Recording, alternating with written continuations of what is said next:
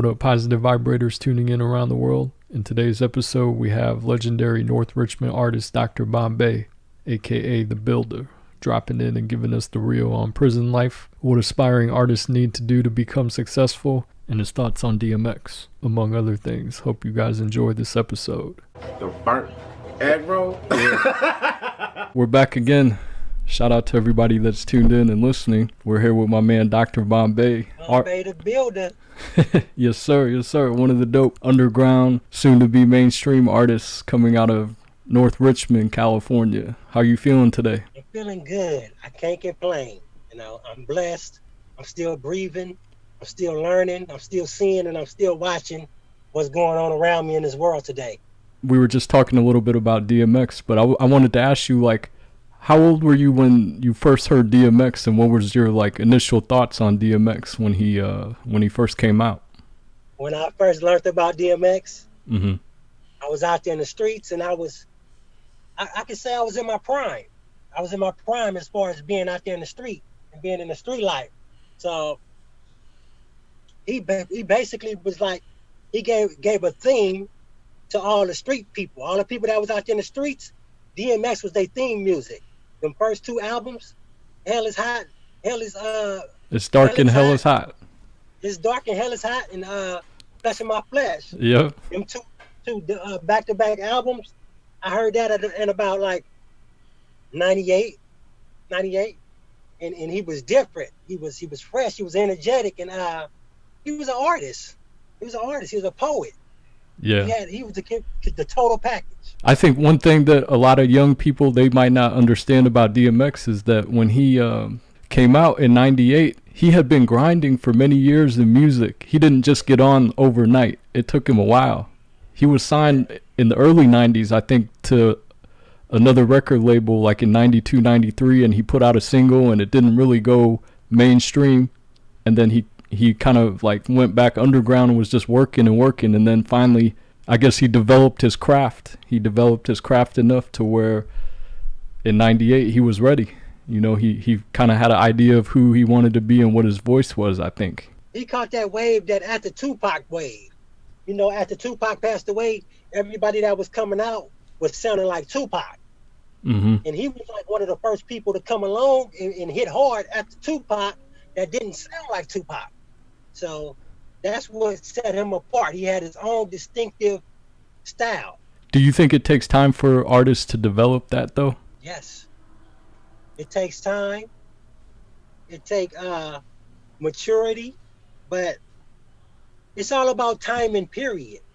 It's like when you're an artist, it's like Mm-hmm. this. It's kind of weird. It's kind of weird when you're an artist because sometimes people get their best music early on in their career. They make their best music. They write their best music early on in their career. And sometimes people start writing their best music later on in their career. Mm-hmm. You know, sometimes people get a hot album and they never reach that again. And some people, they get better and better and better. And DMX was one of them people that got better with time. Got better. Yeah. Yeah. I agree. And I think it's important that anytime somebody does anything, the more they do it over time, they should be developing and always be thinking of new ways, I think, to improve their current sound or style, right? It's always a evolving thing. And with DMX, I think a lot of people that was around him in his circle, they put too much pressure on him. And he was already a winner. He was already a champ. He was already quadruple platinum. And people that was around him, they just want to get off drugs, do this and do that. They putting all this pressure on him, and he was feeling the pressure. Wasn't nobody helping him. They was pressuring him. All his camp, they was pressuring him. You know. Yeah. A person like that, they don't need pressure. They need support. You know. Mm-hmm. Yep. I think also one of the important things that we talked about a couple weeks ago was when you brought up a great point about how at his highest success, he was probably under the influence of either cocaine or heroin, whatever he was taking at that time. But through those drugs, I feel like it helped create his music and art a little. It helped bring it alive. And I think he was working on a new album. So I remember we were talking about how you said maybe he was trying to catch that feeling again. Catch lightning in a bottle. But it's like some people, some of their best moments was high. They spent all their best moments high. Yeah. So that's they equate that and they associate their best moments and living their best life with being high. Yeah. You know? It's sad to see, you know, a hip hop legend pass away that early and through unfortunate circumstances, but you know, I think his name will definitely live on through his music and his art, even his movies. He was in a lot of good movies. You remember some of his movies he was in? Brandon, not to cut you off. Yeah. Not to cut you off, Brandon, but when DMX died, people felt like their uncle died. You know, it felt like your damn uncle died. You know, like damn, not uncle. It felt like your real damn uncle died, like your blood uncle. Mm-hmm. You know. Yeah, because he's been around for many he's been around for a couple decades now, and he's touched a lot of people through his art, his movies, and music. What were some of your favorite DMX songs? Oh shit, the first 4 albums. The first 4 albums. Like, I'm a real DMX fan, and a lot of people can relate to that because there's some stone cold hard DMX heads out there. You know, DMX fans is like rock fans. They like Beatles fans. They like Rolling Stone fans. You seen how he hyped the crowd? All colors. Yeah. Woodstock. Like Woodstock, you know, he just hyped everybody up, and he was like a real dude. I mean, like he was authentic. He was transparent. You know, he didn't try to be nobody. All he did try to do was be himself and put love out there. You know, he put love out there, and he influenced, and he let people know that they can be themselves because he was himself. You know, so I like a lot of his grittier songs, like when he's searching himself, when he's looking for answers, and then he dropped a lot of parables, a lot of wisdom, a lot of knowledge. He was a teacher. He was a teacher. Yeah, he always had those prayer skits on his albums. Oh yeah. Yeah, man. Couldn't nobody rap like X. Couldn't nobody rap like that. Yeah, definitely. Original. And people talking about, I heard Jay-Z and Beyonce said they go get his masters and donate the money to his 17 kids. That's a rumor going on. But, you know, this man sold millions of records. Nowhere in the world he's supposed to be needing anybody to give his kids anything. This man's his first album sold 4 million out the gate. Second album, 3 million out the gate. And this man sold tens of millions of records. Yeah. R.I.P. DMX. Yeah, R.I.P. You know, today the climate is different in the music game. It's like, it's not, people aren't buying, you know, records, CDs, any type of physical. It's all downloads and streaming. Like, what are your thoughts on the current musical climate today? I'm going to tell you something about music, and I'm going to tell you something about buying music. See, people going to always buy music. It's just, it depends on what form they go buy it in, because people always want to be entertained. As long as you can entertain somebody, you can get paid for it. Now, however you go entertain them, that's up to you. Whether you go entertain them through the internet, entertain them through a concert, entertain them on the street. Hey, we might go back to street performers. You might go back to seeing motherfuckers rapping for money on the corner, you know, because they can. It comes from that. And when stuff stops, you take it back to where you started from. You know, it's like, say like, I'm a drug dealer, right? And I make it big, and I'm a millionaire, and I just happen to lose it all.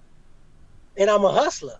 First thing I'm gonna do is go back to the block and get some rocks. I get some heroin, whatever I do. I'm gonna go back to the block and get some work, because I'm a hustler and that's all I know.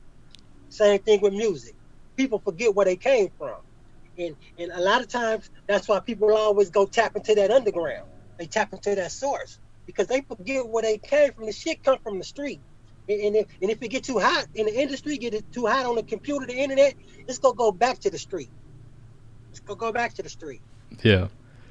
I think I remember Hmm. Prince he stopped doing CDs and stuff, and he just started doing concerts, and he was calculating every concert ticket with an album sold. You come see my concert, it's like you bought my album. The same thing. You're just seeing it. You're seeing it live. You're not listening to. You're just seeing it live.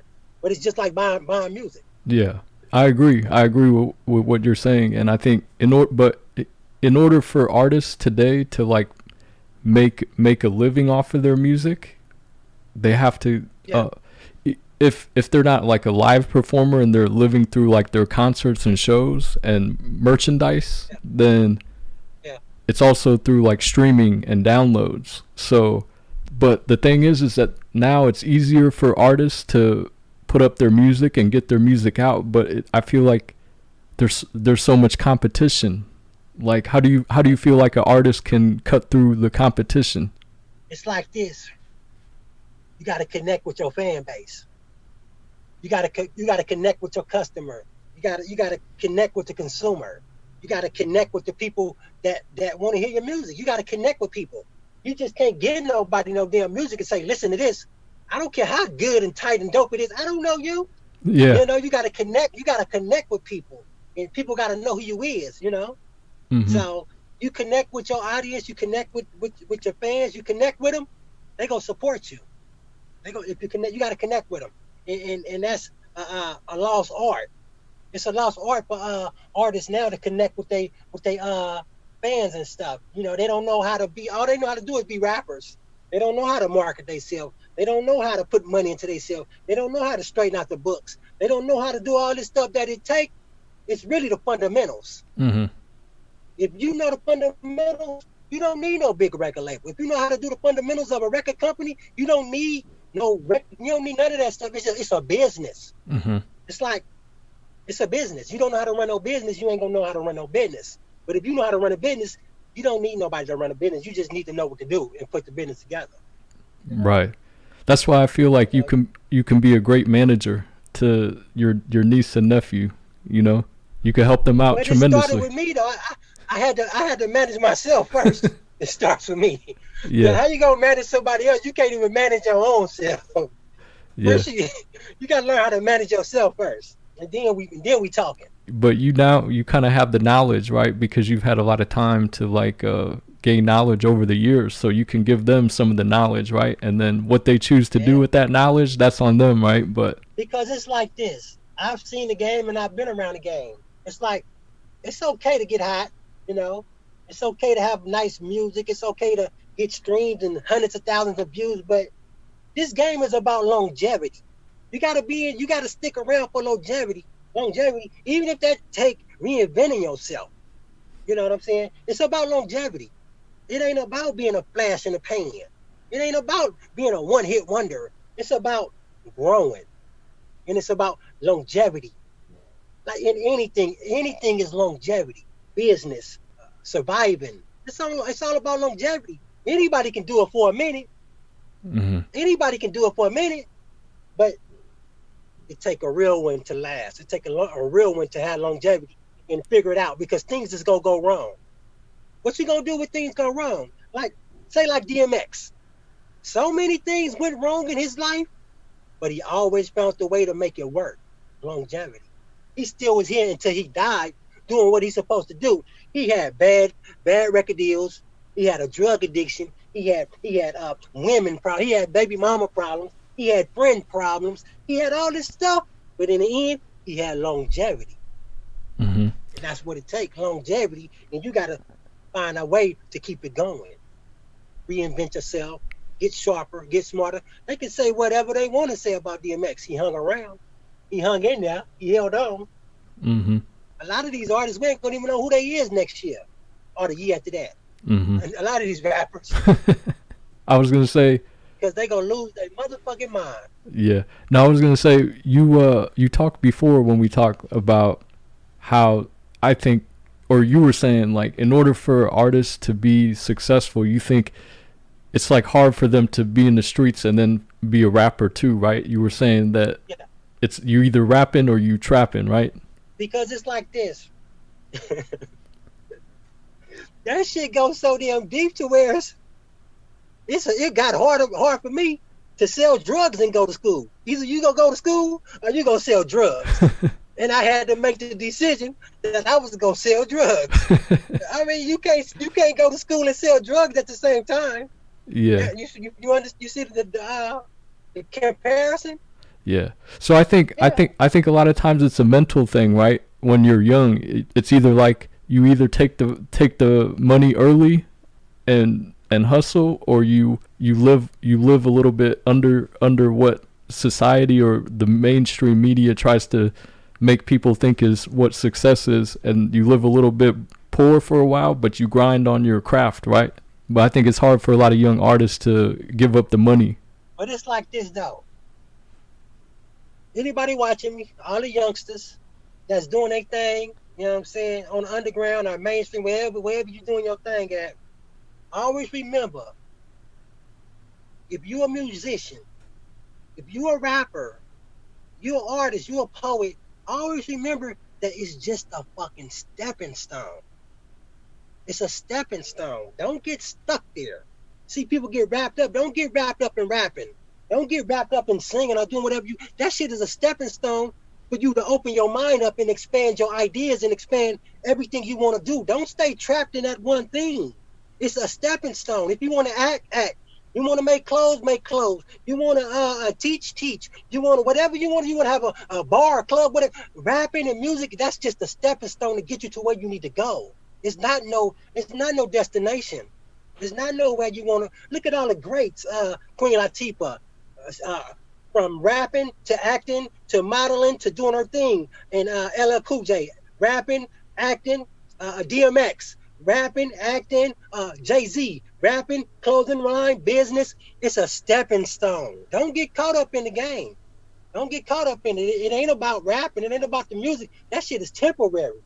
That shit is a stepping stone. The rap game is just like the dope game. It's a stepping stone. Use that shit to make something better, to get something bigger, and to put your plan together. It's like, you go do all this shit and get to where you need to go, and then don't got no plan. What's the plan? What's the plan when you make it? What you gonna do after you make it? Life goes on. You gotta find something else to do. It's a stepping stone. Mm-hmm. Yeah. I think, not only that, I think like the music game is just one thing. It's one avenue. It's one way to get known, but I think the music industry today is very superficial, and it's a little bit kind of like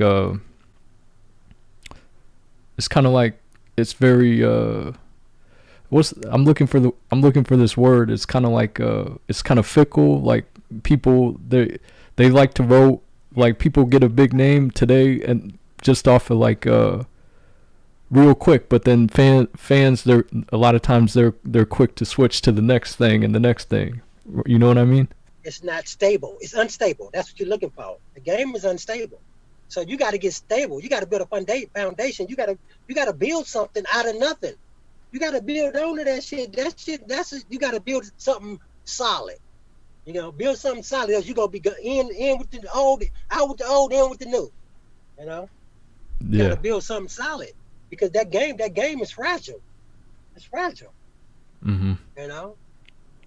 Yeah, but do you how long do you think an artist should keep working on their craft if they're not seeing a certain amount of money like right away?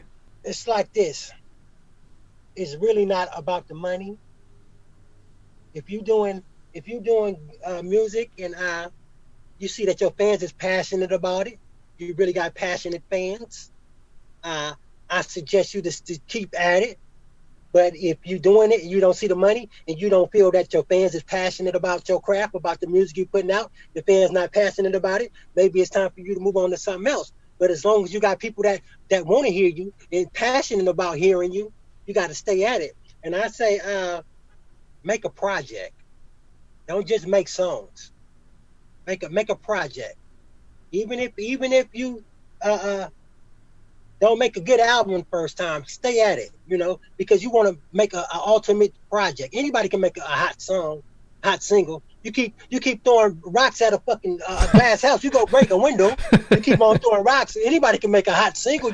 You make 1,000 singles. One of them gonna be hot. Yeah. But make albums. You got to make albums, and that's what you're gonna be remembered for. You're gonna be remembered for albums. You know, Jay-Z ain't remembered for no damn songs. He remembered for the Blueprint. He remembered for the Black Album. They be people is, you know. Mm-hmm. Eazy-E, he remembered for Straight Outta Compton. You know, Ice Cube, West Side Connection. The greats is remembered for albums, for bodies of work. Mm-hmm. Put together a body of work. You got to start with your first album. Once that first album is hot and it's accepted, move on to your next body of work. You know. Yeah, you know, I was listening to like your niece and nephew's music, 800Ps and Way Santana. They got some good tracks. They don't have any full albums though, I don't think. I think Way Santana, she might have like an EP. But their homie Blaster, that dude, he's been on the grind. He got a lot of albums out. On the grind, yeah. It's like this. They all together, but they scratching and clawing and trying to find their way. They trying to see what kind of artist they gonna be. And sometimes it takes a while to figure out what's your niche, what's your groove, what's your comfort zone. You know what I'm saying? It take you a minute. They grasping right now. They basically like diamonds. The pressure is making them right now. They gonna keep on getting pressure, and then pretty soon we gonna see what we got. Right now they clawing and scratching and they basically making themselves right now. Mm-hmm. You know, so it's chaotic right now. But once Mm-hmm. they find their groove, it's just like LL Cool J. He found out he wasn't no gangster rapper. He love songs. The ladies is this shit. So he started hitting them with lady songs, you know. You know, artists always find their comfort zone, you know. And they gonna find their comfort zone. They looking for their comfort zone. Yeah. But they consistent. Yeah, Blaster is real hot. And he's real talented. He know how to flow and he know how to rhyme. But what it is his flow is unpremeditated. What do you mean by that? What I mean by that is like you never know how he gonna hit that next line. He might give it to you fast or he might slow it down. His delivery is unpremeditated. To where it comes out as being cerebral. Mm-hmm. It comes out as being natural. Mm-hmm. Yeah. It's natural. Mm-hmm. It's natural, and it's like somebody pointed out to me like back in the days in the early '90s when people used to rap like that, people used to make fun of them when they used to have that flow, like Silk the Shocker. Mm-hmm. You know how he used to be all over the place. Yeah. It's a different generation, a different flavor, because it ain't about them. It's about the artist. It ain't what you say, it's who's saying it, you know. But yeah, he got a nice delivery and a nice flow. They all doing their thing. They all got something special about them. There's something special about them, and if they stick together, and if they stay tight, you know. Have you heard about Cabby Picasso? No, I haven't heard him yet. Yeah, Cabby Picasso. He one of them too. It's a little clique of them, you know. And he sing, rap, but it's Cabby Picasso, Blaster, way more bands, way Santana, and 800Ps, you know. And it's a few other ones too. Boozer keeps going. These all youngsters coming out of North Richmond that's sticking together. But what it is a lot of stuff goes on outside of the booth. And I wish these guys are hanging around a lot more inside the studio, because it's kind of like a basketball team, you know. In that locker room, that's the game plan. They come up with the game plan in that locker room. Mm-hmm. A lot of the stuff we hearing is when people get in the booth. It's about what happens before you get in the booth. They got to sharpen each other, you know. Like a lot of the times, like say like Tupac and the Outlaws, before they went in that booth, They was out there in the lobby, in the studio, on the couch, looking at the big screen, flowing and battling each other, talking shit, sharpening their tools, freestyling out before they got the booth. So by the time they got in the booth, they was red hot. You know, they was red hot. Mm-hmm. So you gotta have the right people around you before you go in there. You know, it's like, because people learn from you, and you can learn from people. So it ain't all about just getting in that booth. It's all about learning outside that booth. Yeah. Yeah, I hope they hear this podcast, or you know, you're able to give them that message. Shit, they gonna hear it, and I ain't got no problem telling them. Oh yeah, they gonna hear it and shit. I don't got no problem telling them. You know, shit, I tell them I don't shit. Yeah. Because I know how they feel, what they're going through, and how it is. You know, I was them one day. I was them once. One day I was them. How do you feel about North Richmond today? Like, how do you feel? How I feel about North Richmond today? North Richmond, it's a unique place. It's like, it's something about it. You know, it's like North Richmond, the city of North Richmond, a little part of North Richmond has been through so much murder, so much drug infested, crime infested, police brutality, knocking down the projects. They knocked the whole projects flat to where it's nothing but the city part of North Richmond now. North Richmond don't have a housing authority, no housing project no more, because they knocked it down and disenfranchised a lot of people out there.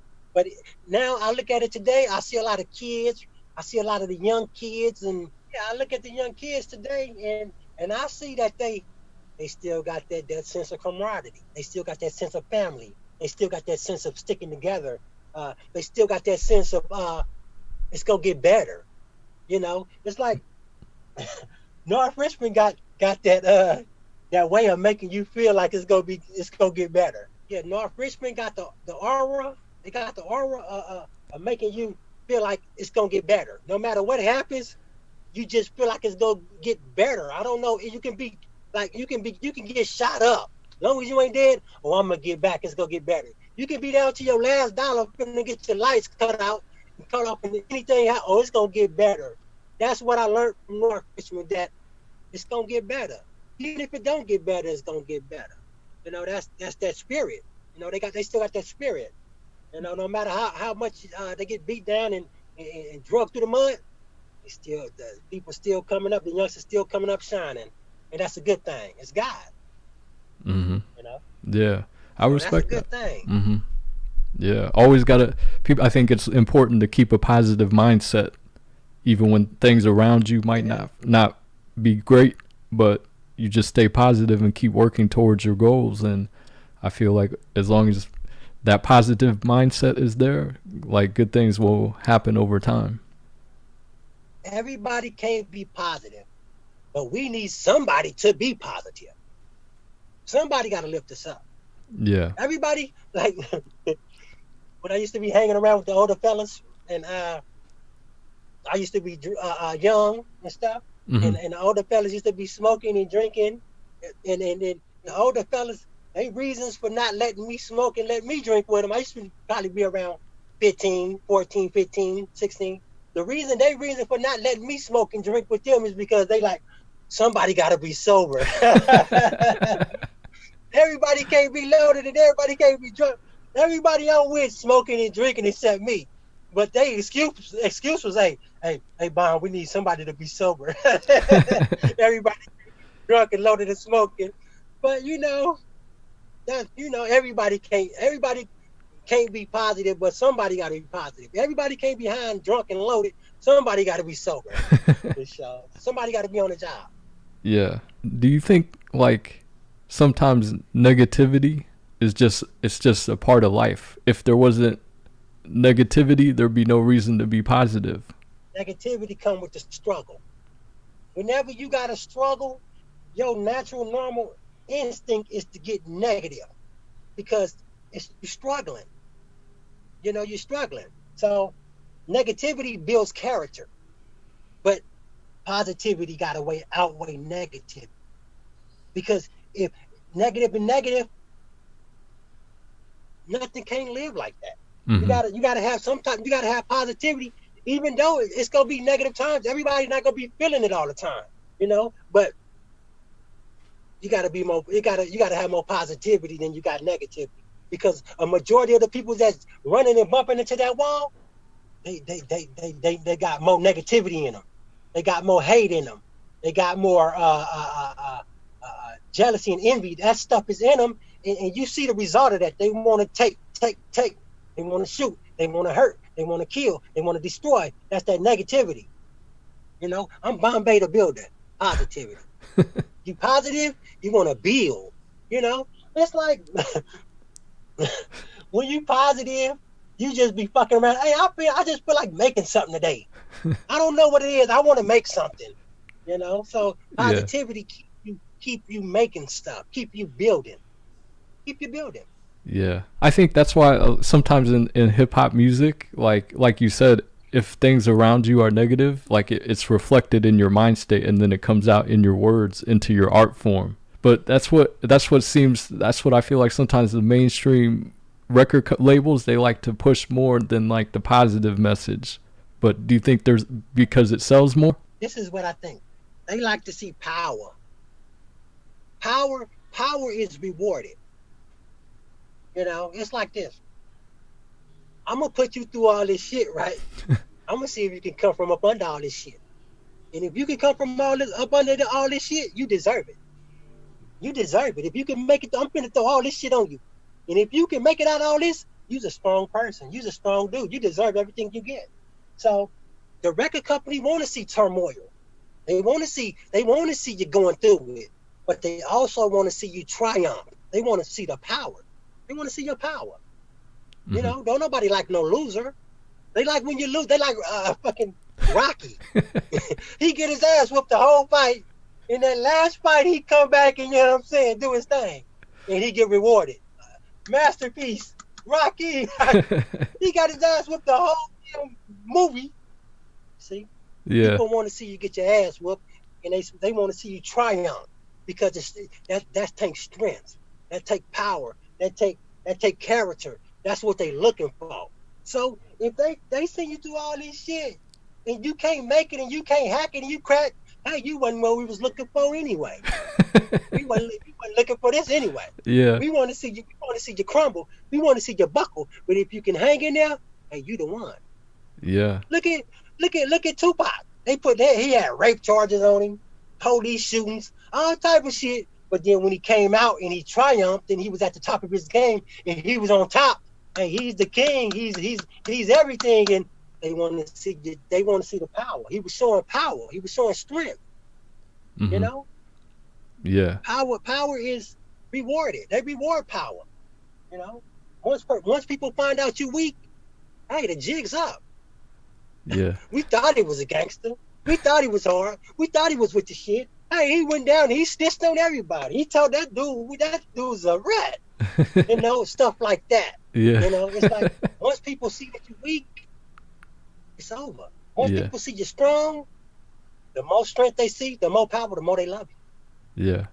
People is attracted to strength. They're attracted to power. It's attracting. Mm-hmm. Don't nobody want to be around nothing weak. Yeah. Facts. And so we gonna keep on, and we gonna keep on drilling this shit. You know what I'm saying? Drill music, like they say, until we get off the ground. We gonna keep hitting them and coming until we get off the ground. It ain't no quitting. It ain't no stopping. Until Brandon got the #1 podcast in America. Until then, keep hitting them. Yeah. Power. You got to be strong. You got to have longevity. You got to stick in there. Yeah, but it's also, I think, finding your purpose and your calling, and then keeping that, whatever you think your calling or purpose is, inside your mind, and staying focused on that one thing, because that's the only thing that's going to keep you going when, as you said, hard times are going to come eventually. But if you know that, okay, this is the only thing I want to be, then it's easier to get back into it. Kind of like DMX. I feel like once he got into his groove and he got his mainstream success, he always was able to come back, because he knew music and entertaining was probably his calling in life. He got a taste of heaven. You know what I'm saying? He felt and seen his fans and he felt that the love was real. The love Mhm. is real, and he felt it. He felt real love. Yeah. So that's what kept him energized. The fans, people see him and, hey X, let me take a picture with you, and I really love you. When the love is real, you know that you're on to something. Yep. I want to ask you a question. Like the prison life gets kind of like a little bit. I don't want to say glamorized, but it gets put out there like it's no thing. Like Yeah, I was reading something like people are like, oh, I'll just do like a quick 6 month bid or 1 year bid and then come home, and it kind of builds up their reputation. But I wanted to ask you, since you've been there, like what is the lifestyle inside really like to the people that never been there before? I'm gonna tell you like this: a majority of the people that's in their right mind, that's sane, do not want to be here. Uh, ain't nothing glamorous about it. Ain't nothing natural about it. Nothing's natural about this. Prison is the most unnatural thing for a man. You know, for a man, prison is unnatural because imagine not being able to open the door when you want to open the door. You know, imagine never having no privacy. You know, uh, imagine having to do certain things that a child can do, but another man think that they got to tell you to do. You know, it's like it's prison. It's for the class under the lower class. You got a upper class, middle class, and lower class, and then you got prison. We under the lower class. You know, the thing why prison is glamorized is because you got people that can come in here and they can maintain and they can make it. And like I was going back to when I was talking about earlier, Mm-hmm. it's power, it's strength. You know, if somebody can make it in this environment and you can see their power, you can see their strength, you can see they solid, people go glamorize. People is go say, hey man, that's a cool dude, that's a solid dude, that's a real dude, because Mm-hmm. he going through all that stuff or she going through all that stuff and she's still strong. Mm-hmm. You know, that's why they glamorize it, because of the power. Anybody can't do jail. Anybody can't do prison. You know, you talk about sending somebody to prison for more than 3-4 years, they gonna tell on their mama. Mama gotta go. They gonna line the kids up with everybody. Hey y'all, shit, they did it. This everybody not built for this. It's glamorized because the people that is in here that's maintaining and being strong, people is acknowledging it. It's like ever since the 70s, a lot of people that was on the street, a lot of liberals, a lot of people that was community organization, Mm-hmm. they fought for their political prisoners. They fought for the George Jacksons and the Black Panthers, and they fought for them people because them people was they people of strength and they peoples of power was incarcerated. So of course they was go maintain moral support. They was go represent their peoples in prison, and that's never changed. You Mm-hmm. know, a lot of people in my community where I come from, some of the most powerful people is in prison. Some of the most powerful people is in prison. And back in the days when they had the movement going, some of the most powerful people in the black lives movement was in prison. Mm-hmm. So people go look up to them people. People go glamorize them people because people was powerful. A lot of people in prison for being powerful. A lot of people ain't in prison for breaking the law. Some is for breaking the law, but it ain't what you do. It's what you got the potential of doing. Yeah. We're gonna stop this before it even start. You Mm-hmm. know, so we can't have this on our hands. This dude is terrible, and he got the potential doing too much. So we finna nip it in the bud. It's a problem. We see it coming. So Yeah. that's what prison is for. People that's living the crime, living that street life. That's gonna be a problem. It's like when I was doing my little thing and coming through the prison system and fighting my case, Mm-hmm. they didn't offer me no deal. I wasn't offered no deal. I got indicted and I had to go straight to trial. No pre-trial, no nothing. I wasn't offered no deal or nothing. I had to go straight to trial. and I was looking to the left or to the right of me, and this person was getting the deal. This person was getting the deal. Everybody was getting deals because, hey, they give them deals because we gonna see you again. We ain't gotta worry about you. We know you gonna mess up. We know we gonna be back to see you. You dumb. You stupid. You gonna have another gun on you. So if they think they're gonna come back and get you, they'll give you a deal. They think they're gonna never get another shot at you. Gotta get them now. So damn, that's crazy. Prison, huh? That's a crazy way you just broke that down. Yeah, everybody don't get deals. It depends on who you is. The system's corrupt. It's manipulated. So what separates us? How can one man get a deal and the next man can't get a deal? Yeah. You know, say me and Brandon, we both in jail for a robbery. How the hell Brandon get a deal and Bombay can't get a deal? What the hell?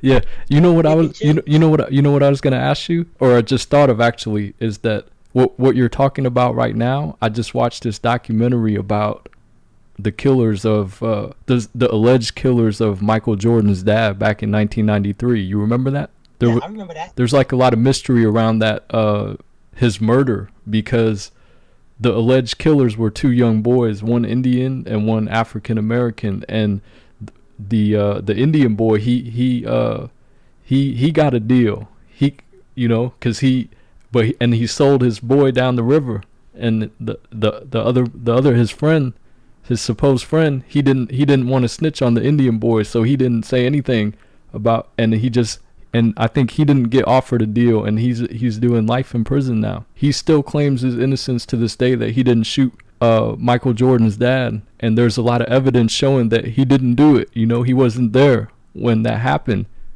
but they still won't give him another chance right now, so it's not looking good. But yeah, I just thought of that because I just watched that documentary, something similar to what you were talking about. You know, a lot of people is ignorant on the prison system, the court system. You know, a lot of times people be going in them courts that ain't never been to court before. You know, so how do you know what to do when you've never been somewhere before? Mm-hmm. You know, you at a disadvantage. You know, so, and a lot of people don't warn people. You know, you got to spread the word about that courtroom. A lot of people need to be educated about the court system. Yeah, it ain't all about taking deals.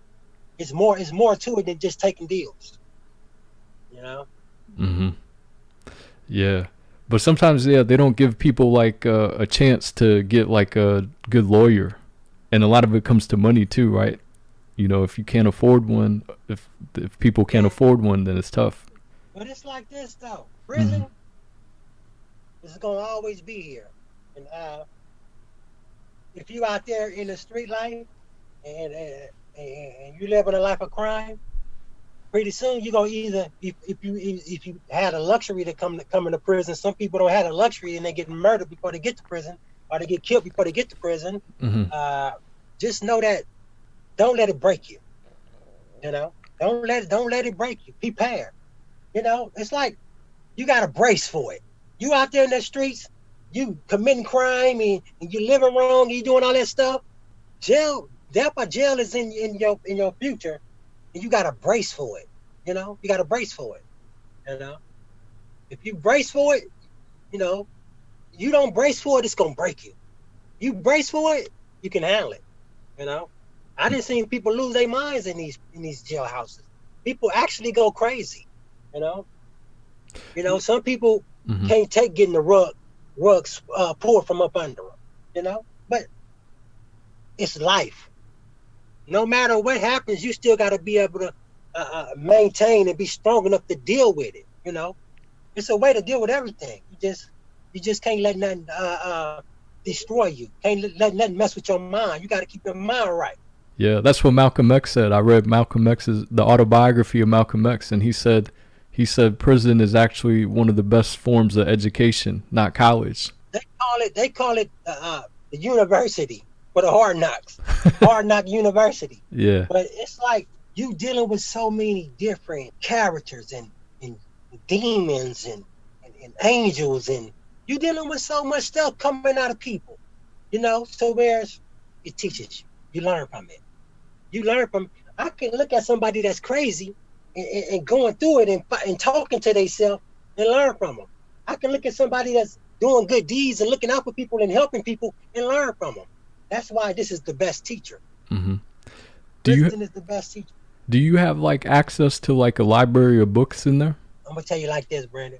Mm-hmm. When I first came to prison, I read so many damn books. For so many years, Mm-hmm. I don't even read no more. To Yeah. be honest with you, I don't even read no more. I don't read no more. Mm-hmm. I was in the hole a couple of times. Mm-hmm. I read anything I can get my hands on. I read the Bible front and back. I can tell you the Bible front to back. The Bible. I read it 2-3 times. The whole from page 1 to the end. Mm-hmm. I've read so many Sidney Sheldons and Urbans, and I read so many books. I'm not gonna read another book. Mm-hmm. You know, I'm not gonna read another book. I read so many. I got burnt out on it. Yeah. You know, but you need that. You need that point. I'm gonna tell you, and then another pointer I got Mm-hmm. about the music thing. Mm-hmm. It's this few stages I was going through. I went to a stage to where I used to write,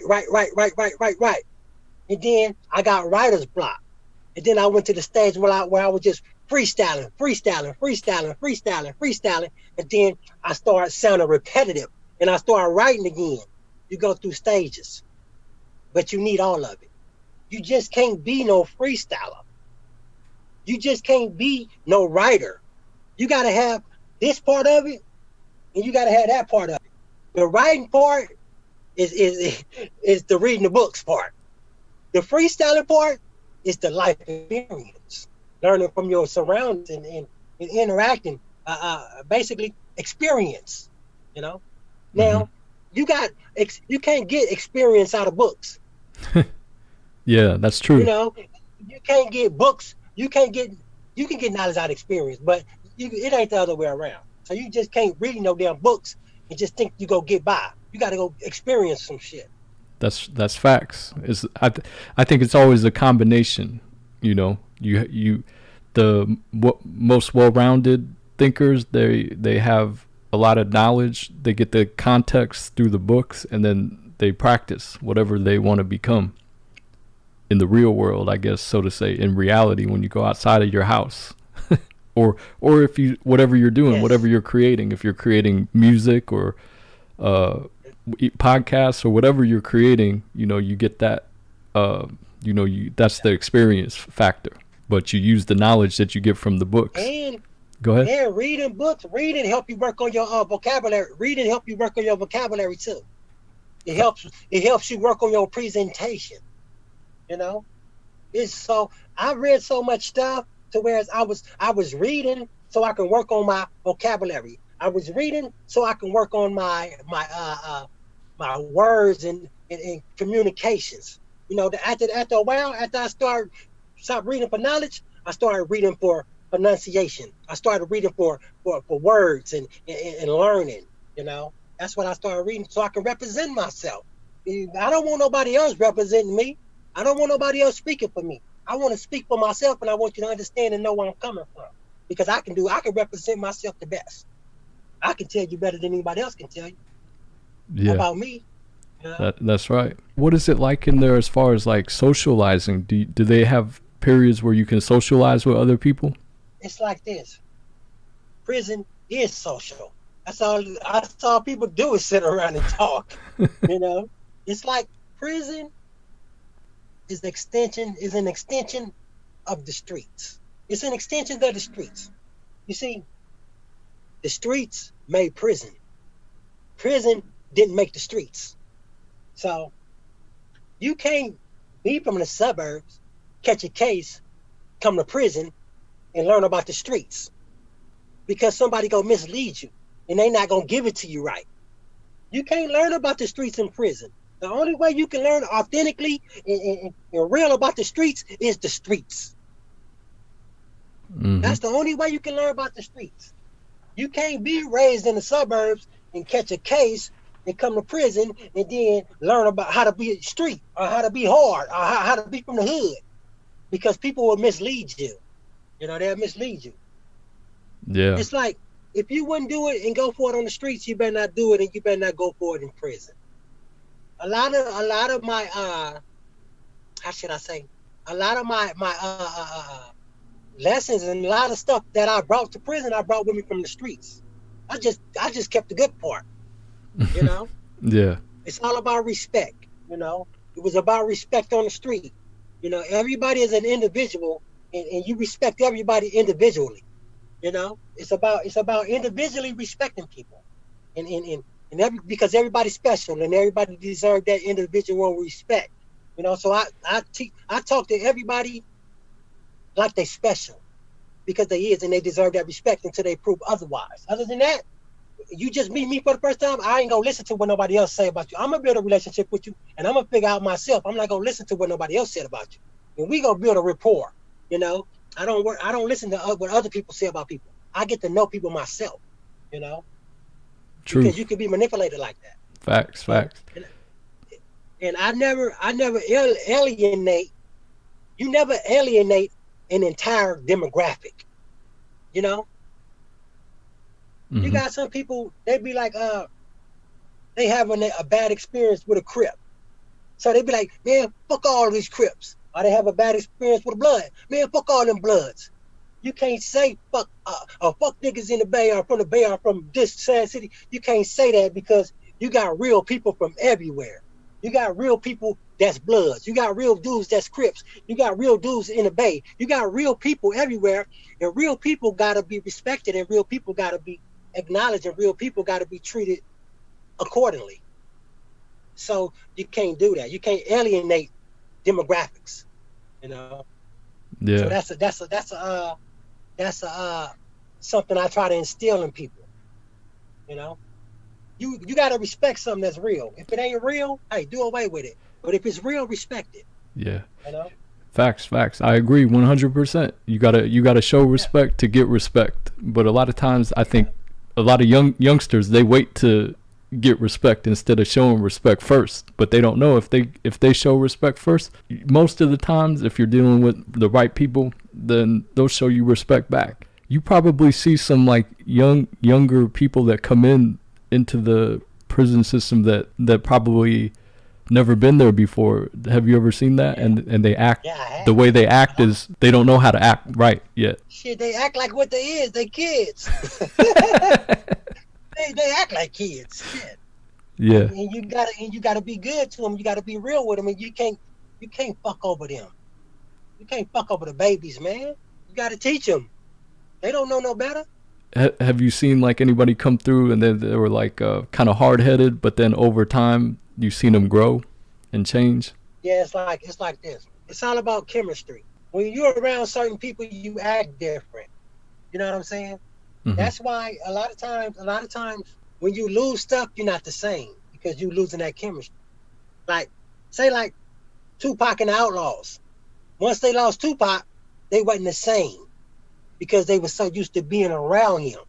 Mm-hmm. They didn't make the same. They wasn't on the same type of energy level, sharpness. They wasn't sharp. They wasn't sharp as they was when Tupac was there. Mm-hmm. So you act different around different people. Some people bring the best out of you, and some people bring the worst out of you. Mm-hmm. We all got it in us. We all got it in us to be smart. All got it in us to be civilized. We all got it in us to be peaceful, and we all got it in us to be savages. It's just whatever people bring it out of. You let somebody bring something out of you, they gonna bring it out of you every time. Yeah. Don't let people push your buttons. It depends on who you're around. Some people bring the best out of you, and some people bring the worst out of you.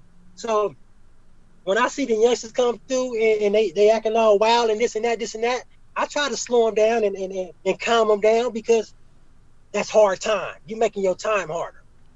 Get your mind right, get mellow, clear up, and then go home. Other than that, you don't make this time real rough and real hard. I mellow them out, and everybody can't do it. You know, Yeah. People don't just listen to anybody. You know? Yeah, that's facts. That's facts. Like, when you first came in, like, how did you have anybody like kind of help mentor you in there?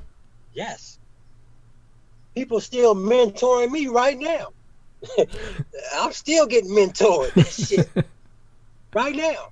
Shit, it don't never stop. I came in getting mentored. I'm gonna leave getting mentored. But now that I'm getting older and people moving on in their life, getting older that's around me, it's more like on activism type stuff, like Mm-hmm. togetherness type stuff, prevention type stuff. Mm-hmm. Uh, uh, it's like we didn't been through all that other stuff. Now it's time for us to see if we can help somebody else. You know, and I'm not talking about if I'm trying to help somebody out and they're out there doing their thing, gunning and slinging and doing whatever they're doing, and I'm trying to help them out. I don't expect them to go cold turkey. I don't expect them to quit everything cold turkey.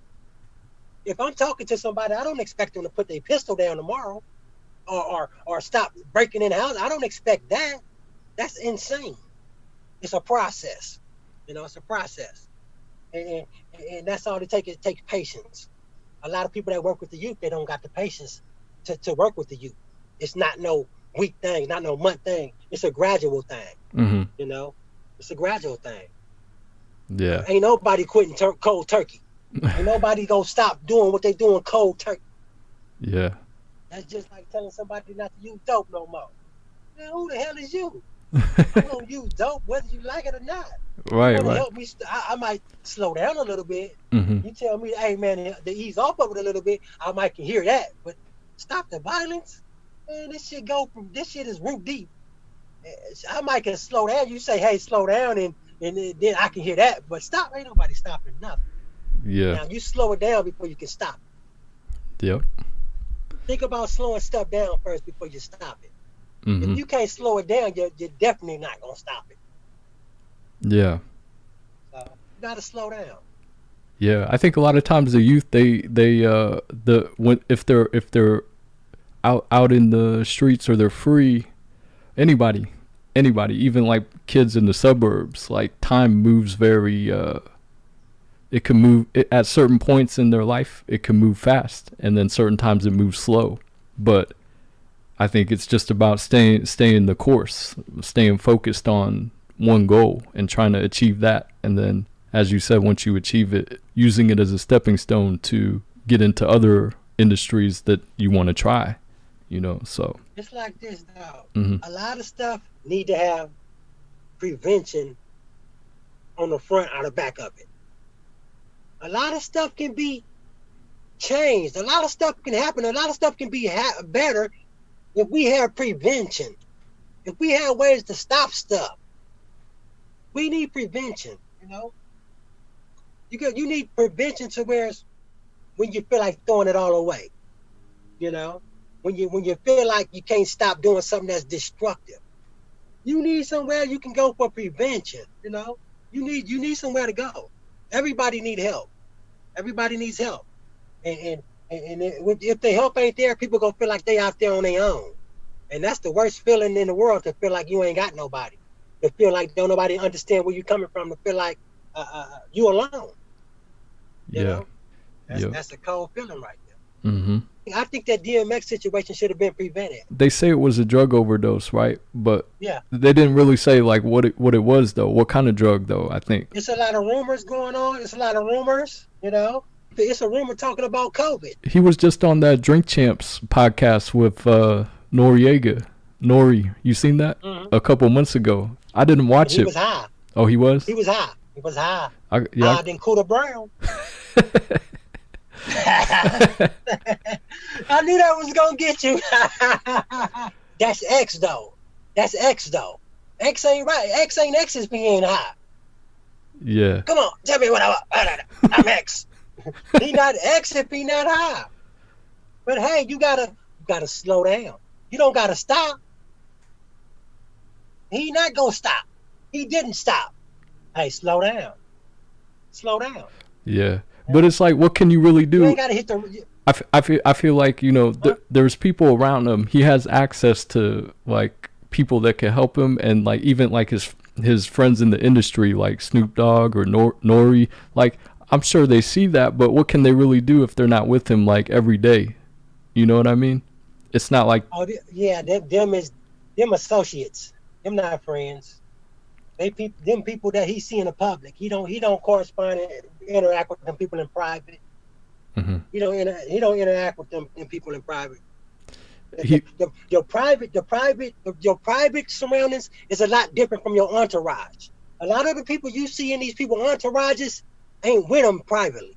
Yeah, it's hard to say. Like I think how it could have been prevented, you know, because, you know, I think if you're living and existing out here, like people they're gonna live how they want to live. I think if you're any man at a certain point, it's hard to, like you said, give up everything that caused that person to become who they are. And then, you know, people, and then especially if you're in entertainment, like people, they want to see you in a certain light, you know? Yeah, you gotta slow down, dog, man. You gotta slow down. If you in that fast lane, you gotta slow down before it's too late, you know? Yeah. They rush out there and they get slaughtered, man, because they don't want to slow down. Mm-hmm. Look at the King Von guy. Running out there fighting, doing all type of shit. He don't want to slow down. He should have slowed down and be like, hey man, I ain't finna ride. There's a gang of dudes over there. I ain't finna go. I'm finna slow my ass down and go back to the B&B. Yeah. Shit, you gotta slow down, because slowing down is the difference between life and death. Mm-hmm. If you can't slow yourself down, that's the difference between life and death. And a lot of people died because they couldn't slow down. You couldn't slow down. You ain't gotta hit the red light, hit the yellow light. Slow down. Yeah. You're rushing to your death. You just brought up King Von, and like I actually, for some reason today, I was like listening to Quando Rondo and King Von's music. I never really listened to their music before, but I went back today and was like listening to their stuff, and then it made me pull up like the video, the shooting video. It's on YouTube. Did you watch that? Yep, I seen the video. I seen it. Yeah. I seen it. It's like Quando Rondo couldn't even believe it. I think he was fighting. Quando Rondo came back. It seemed like somebody that was fighting him, after realizing that he got shot, came back to him and tried to help him. They couldn't even believe he got shot. Yeah. People that was fighting with him couldn't even believe he got popped. Yeah. And then when he tried to come back and lift him up and try to help him, somebody that was with King Von stole on him. Yeah. Stealing on him. Mm-hmm. And he got out of there. They couldn't even believe that man got shot. People that was fighting him. Yeah, I saw that today. I usually don't like I usually don't like watching that kind of stuff, man. Like, but for some reason today, like I just clicked on a video, and then I was listening to their music, and I watched, and then I for some reason was inclined to, you know, see that. But you know, the one that I couldn't watch again was the Nipsey Hussle one. That one was too sad. Oh yeah. I couldn't watch that, man. That was sad. That was like savage. Yeah, I watched that once and I was like, fuck, I never want to watch that shit again, man. Like Nipsey Hussle too. But it's like that was senseless. It was senseless. That was so damn senseless. That wasn't nothing but the devil. Demon. Well, demons come for angels all the time. That was a demon coming for an angel. Mm-hmm. That wasn't nothing but the devil right there. That's why it looked like that, and you couldn't watch it more than once, because that was some evil stuff. Yeah. It was evil. Yeah. Shit, that just let you know evil exists. That was wicked. You feeling okay? I'm feeling great. I'm blessed. You know, I'm feeling good. My mind right. I'm ready to build some stuff. Bombay the builder. I'm ready to build.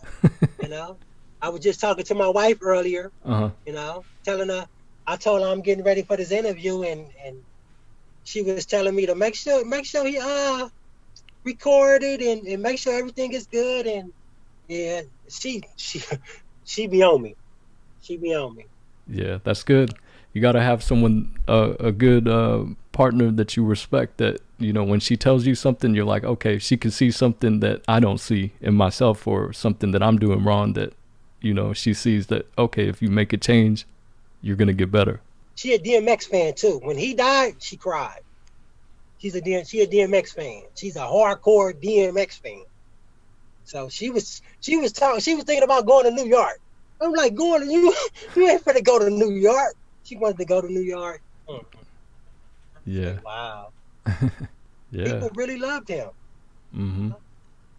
Yeah, he had good energy, and I think he inspired a lot of people probably to rap or entertain through his movies and music. That's true. I got to use the restroom. I'm gonna blaze a little bit of trees, take a piss, and then I'll come back, and then we can. All right, I'm gonna give me some tea. Okay, and then we'll close out on something. All right, be right back. Thank you. All right, let me know when you're ready. What you was smoking out of? Papers? No, I was smoking out of my bong. You like backwoods? I don't mind them, but if I'm in a social setting, I don't like to like smoke like that much by myself. Oh yeah. That's why I prefer the bong or a pipe, you know, because I can kind of control my intake a little bit better. But I guess even with a backwood or a joint, you don't have to finish the whole thing. You know, you could put it out in the ashtray, right? my girl, she don't like me smoking weed in the house, so I have to blow the smoke out of the window. So it's kind of like faster and there's less smoke. If it's constantly burning, then the smoke is gonna be in the air a little bit longer. How about you? What is your preference of how you blaze? I like Philly blunt. I like Philly blunts. Yeah. I'm old school. I heard that with that, don't you have to cut it and then you know, empty it out first? You got to gut it, right? Yeah. But I heard it's not as healthy because it keeps like some of the nicotine in there, right? Oh hell yeah, it's got a lot of nicotine in it. That's what's good. That's what I like about it. Yeah. 2 for 1. Yep. A lot of people that smoke weed, after they smoke weed, they hit a cigarette to get them higher. Yeah. So it ain't nothing but tobacco. It just gets you higher at the same time. Mm-hmm. Give you a head rush. Right. Have you ever blazed out of like a bong or a pipe? Yes. I put Hennessy in it. You know, I had a bong. We had a bong.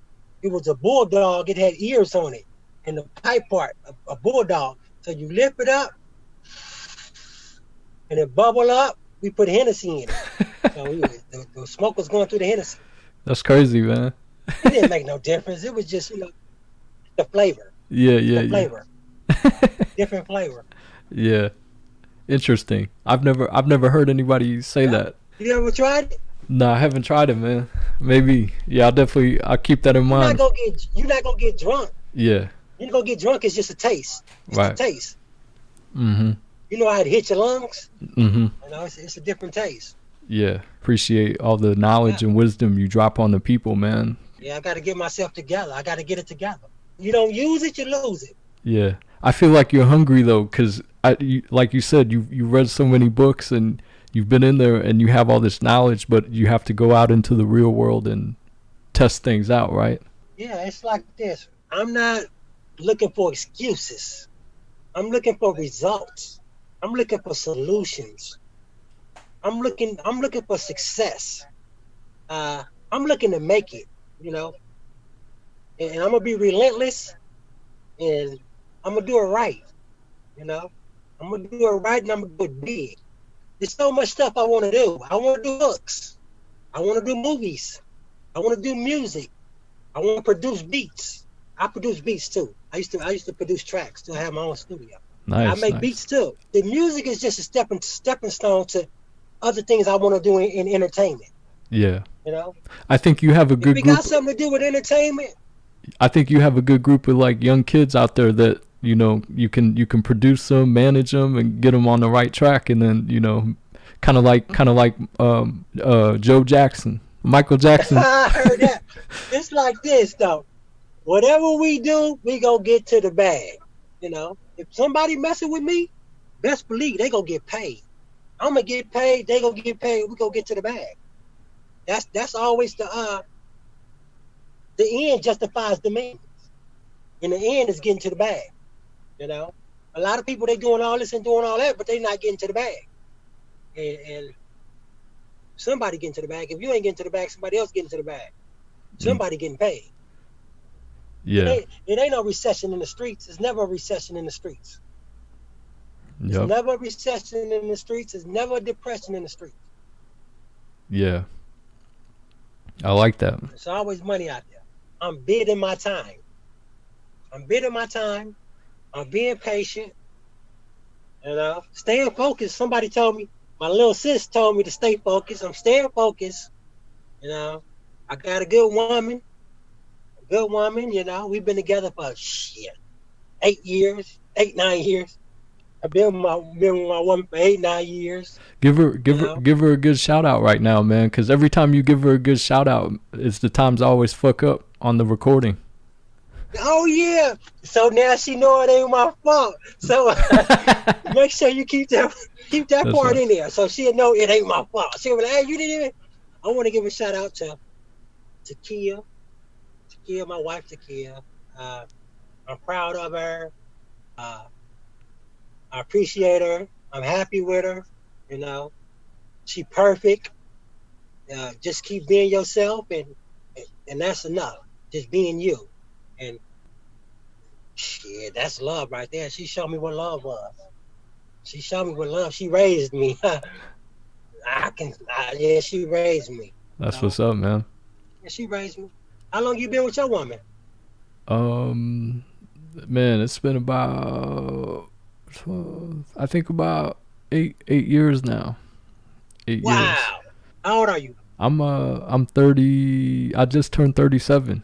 So you've been with her since she was late 20s. She older? Yeah. She older than you? Yeah, she's older than me. So in a lot of ways, just like you, man, she kind of raised me. Cause man, they'll do it to you, huh? Yeah. They'll do it to you. Because before, I think when I was younger and I was dating women, like I was more focused on my own grind and, always put relationships, second, but then as I got older and I met her, she's older. So she kind of like would listen more to what, I wanted to do in my life, and she would kind of help me, and support you. Yeah. Support you. Mm-hmm. Yeah, she would support what I was into and things like that. So in return, I was like, man, she's willing to do all this for me. What the least I could do is, be honest and faithful and treat her right. Make her happy. And make her happy. Do is make her happy. Yeah. Yeah. Exactly, right? If I can't do that and she But it's like this though. Mm-hmm. It's like this. When you with the right person, making them happy is natural. It's not even work. It's like, damn, this shit is easy because you with the right person. So when you with the right person, it's easy to make them happy. Yeah, that's true. That's true. If you not with the right person, nothing you ever do go make them happy. But I think it takes time, and it's a daily process, right? Because people's feelings and emotions, they change so much throughout the day that, once you're in it on the grind, the day to day, you just have to, try your best and kind of understand how they're feeling at the moment. Yeah. Because they're not going to be happy all the time. Yeah, that's true, but it's like you got to be on the same side. You got to be on the same team. Opposition is opposition. Don't get in the habit of being the opposition, because you and your wife, you and your woman, y'all always want to be on the same team. Y'all always want to be on the same side. Mm-hmm. So that's healthy for relationships. Build that camaraderie, that team thing. Mm-hmm. That's how I feel about Mary Jane sometimes. Married who? Mary Jane. It's like Mary Jane is unique. Ain't nothing like that. You can't compare marijuana to nothing. You can't compare it to tobacco.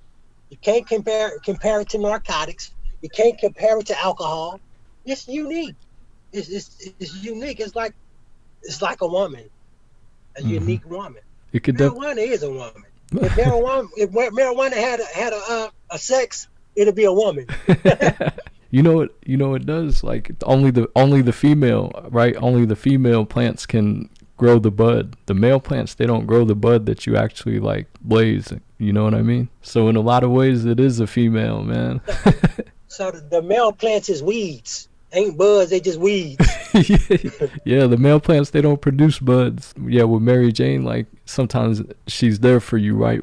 Sometimes when your mind gets too stuck or it's like consumed on one thing and you lose focus because you're too close to it, you can't see. Yeah. But when you blaze those trees, it kind of like I feel like it expands your conscious a little bit, expands your mind for a small second in time, and you can like kind of like focus, right? Or refocus, I should say. Yeah, I've never tried nothing hard. All I did was weed and alcohol, hard liquor and weed. I've got to say that marijuana is it's not a drug, but it can be abused, it can be misused. But if it's used right, it's not no drug. I ain't never heard of anybody ODing off marijuana, only if they had asthma. Yeah, that's how you use it. I think there's positives and negatives to anything, most things. But like that's true. You can't misuse nothing. Yeah. You know? It could be a tool. It can help you, like you said, expand and get more in tune with your mind, I guess. You know what some kid told me yesterday, Dr. Bombay? What'd he say? He's a teenager. He's like maybe 16 or 17. He's maybe 17, but he said he had a bad experience with weed. He said it made him feel like he was in the present, and he didn't like that feeling. Like he was in the what? In the present moment. You gotta live for the moment sometimes. Gotta live for the moment. And it's like this though. Marijuana, he felt like that because marijuana ain't for kids. So this shit ain't for kids. That's just like alcohol and tobacco. This shit. You 16 and 7. You don't need to be smoking no cigarettes and alcohol. Wait till you're 18, 20, 21, then come back and talk. Don't be smoking weed and you ain't ready to handle it. Yeah. Shit. Leave that to the grown folks. It takes time. Yeah. It takes time to get used to the effect of marijuana on your mind, though. Hey, B. Yeah. I gotta go, all right? Yeah. I gotta go. Okay, yeah. No problem. We'll talk to you later, and I appreciate you. Yeah, for sure. Sounds good. I appreciate your time today. I want everybody out there to go to YouTube and look up Dr. Bombay coming up in the game. Dr. Bombay, the Money Gang Show. Dr. Bombay, the Money Gang Circus. Subscribe to YouTube channel G-Funk Nutso. I'm out. Dr. Bombay. Peace. Right on. Appreciate you. Thanks again for your time, and I appreciate you dropping a lot of knowledge and wisdom on the people, man. Support Brandon. Respect. All right. I'm gonna holler later. I'm gonna see you later. Yes, sir. We'll be in touch on Instagram. All right. Okay. All right. Thank you. Take care. All right. You too.